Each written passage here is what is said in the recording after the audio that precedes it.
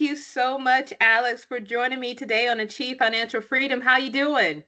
Doing fabulous, Rhonda. Ready to rock and roll with you. Let's bring the pain, as we Yeah. say.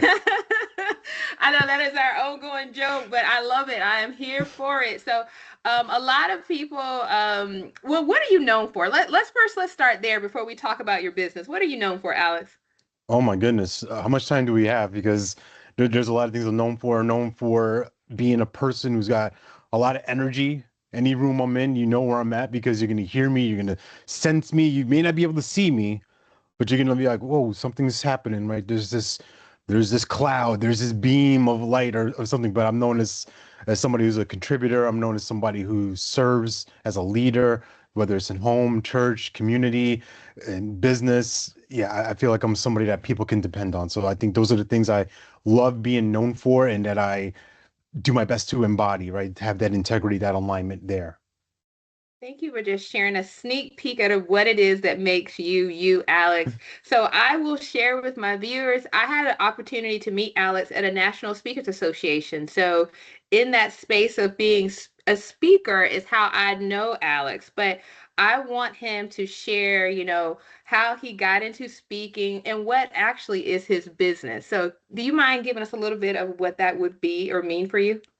Yeah, for sure. So you alluded to it. I'm a speaker, professional speaker, MC, coach, consultant, and author, and my focus is on partnering with organizations to prepare their next generation of leaders, right? They're emerging leaders to lead with confidence and to execute under pressure when it really matters the most. And I got my start. We're gonna rewind time now, whoo, right back the if you think of TV, right? Like the little cloud sequence, right? This I'm gonna take you back to 2014, end of 2014, where my wife and I found out that we were gonna have our second child. We have a daughter already at this time, and we're gonna find out we're gonna have a son in 2015.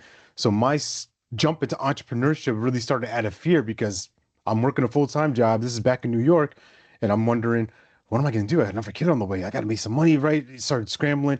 And so I get into the world of financial services and really more so like network marketing, recruiting agents, training them, getting them licensed and all that kind of stuff. So 2015, working on building this business, but here's where life throws its curveballs, Rhonda. In a 90-day span, my world literally was turned upside down between my son being born in April. 3 days after that, my mom passes away. 3 months after that, I'm laid off from my full-time job. So now I'm unemployed. I'm a grieving son. I'm an exhausted father. I have a rising kindergartner as my daughter is, getting ready to go into that group. And my wife is on bed rest. She's recovering from, a really challenging pregnancy. And I'm trying to figure out who am I? What am I going to do? How am I going to provide for the kids? I got a team to build. I got people to train and support. So I'm going from Long Island to Wall Street several times a week.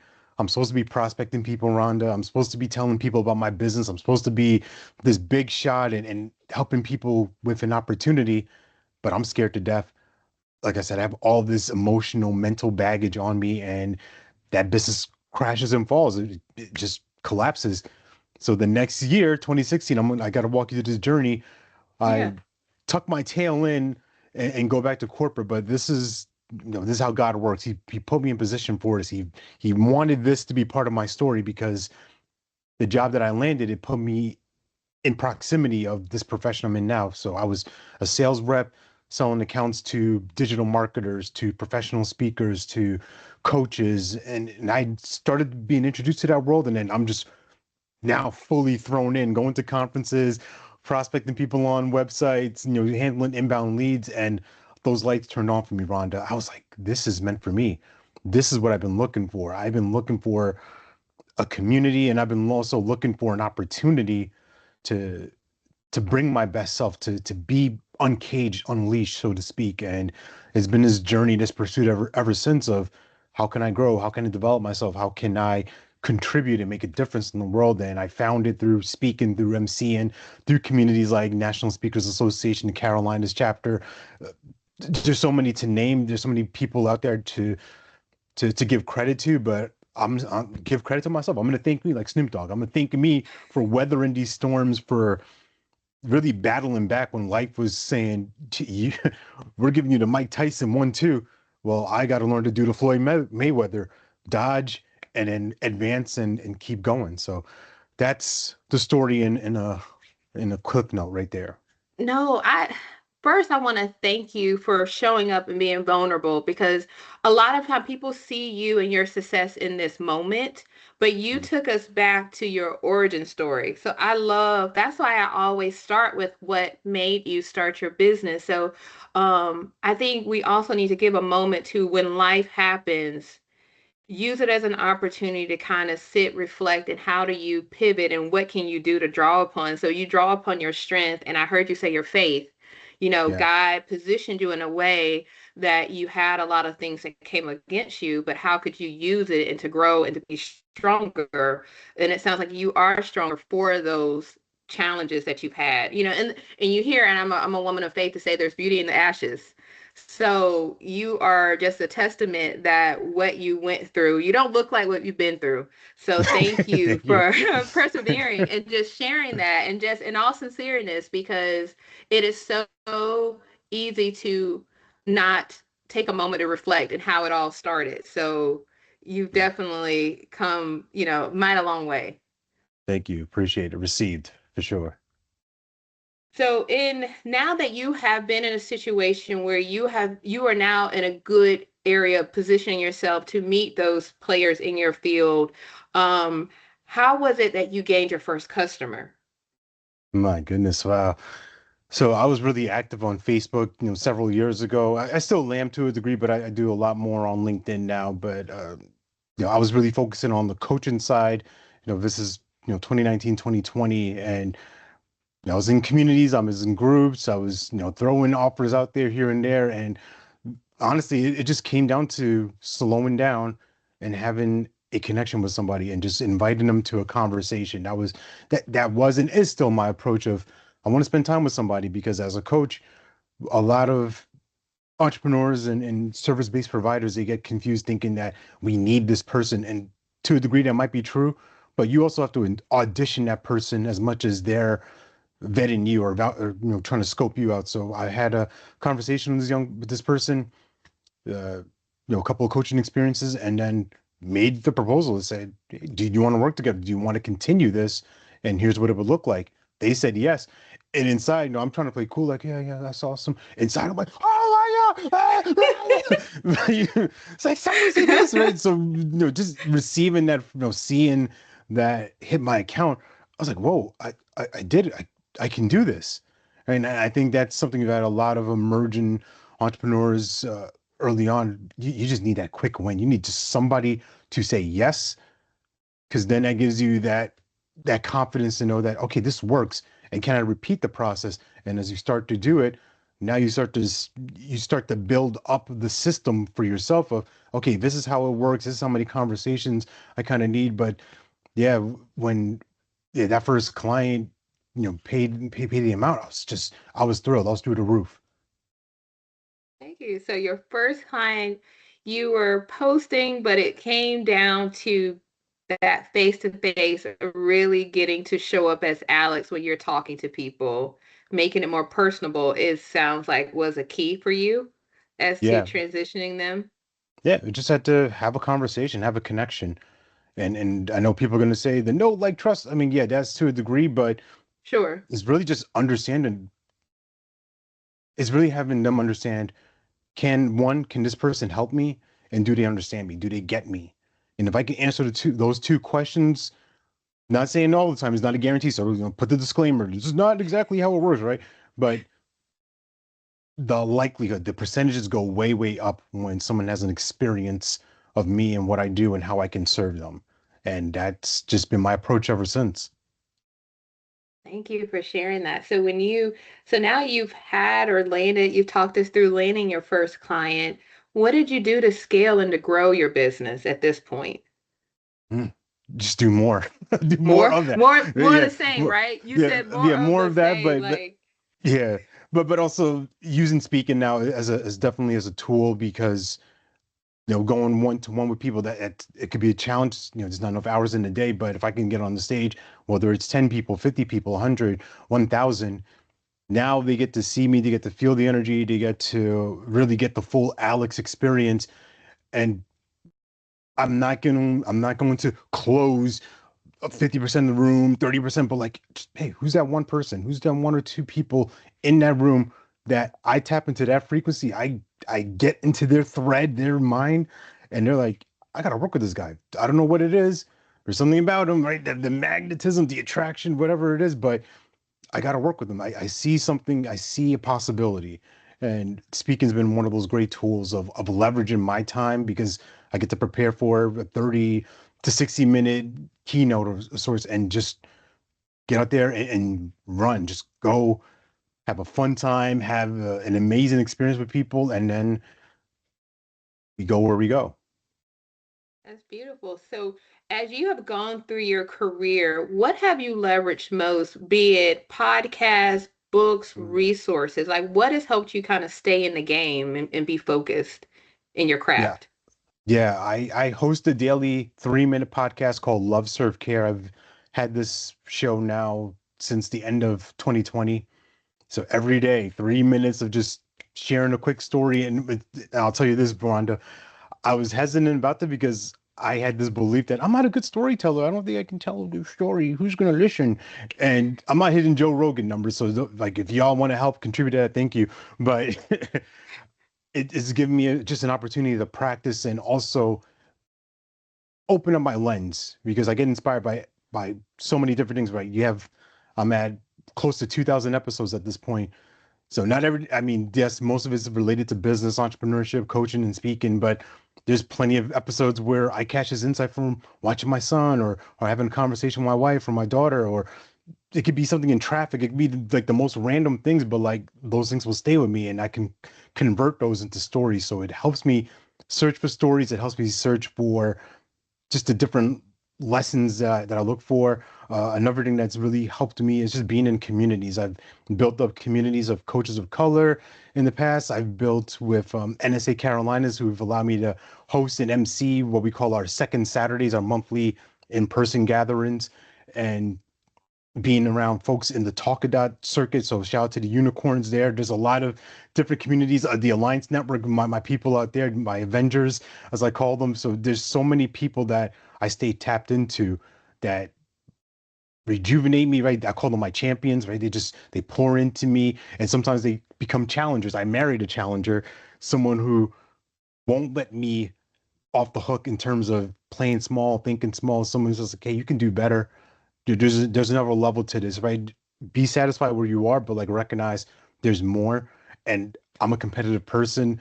I'm a driven person, so I love that challenge of like, all right, what's next? What can I do more? And I think that's what keeps me in this game. That keeps me grounded because I know there's so many more, there's so much more to do and so many more people to serve.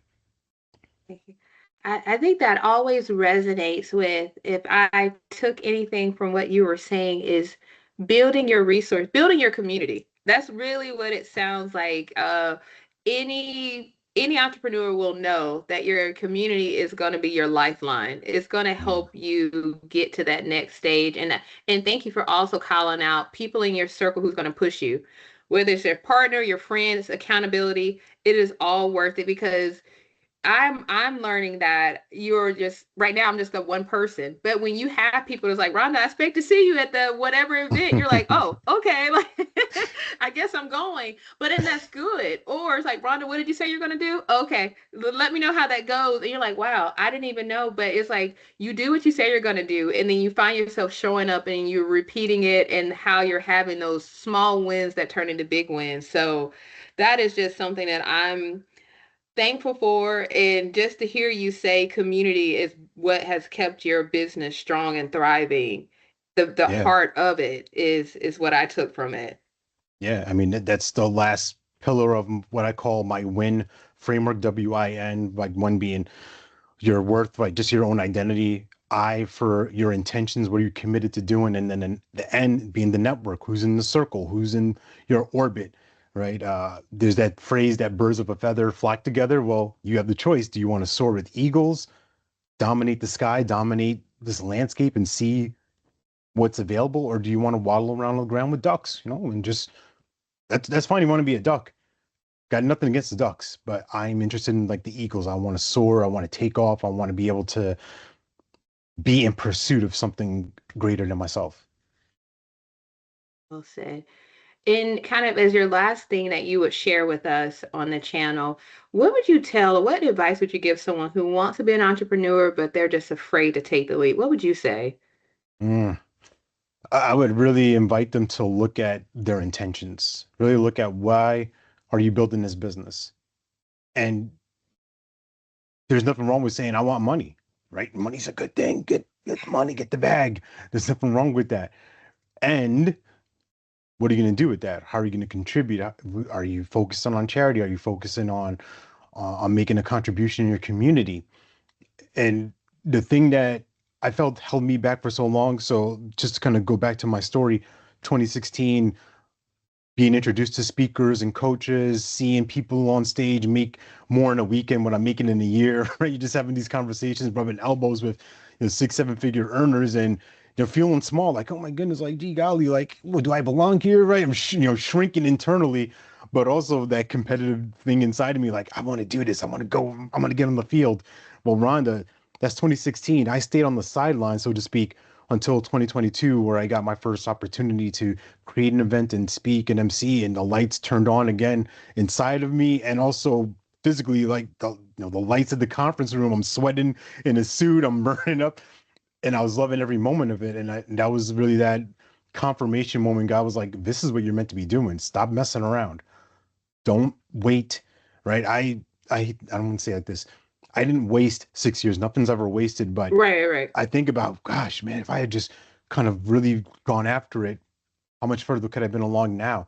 So for that entrepreneur who's on that sideline, who's wondering, can I do this? Is this for me? What if I fail? What if I mess up? You won't know until you to try it. And honestly, the dream you have now, it's going to change. It's going to evolve. So don't feel like, oh my goodness, I'm wishy-washy. I'm pivoting here. I was starting off this way, and now I'm in a whole different business. Nobody cares. Nobody's even thinking about that.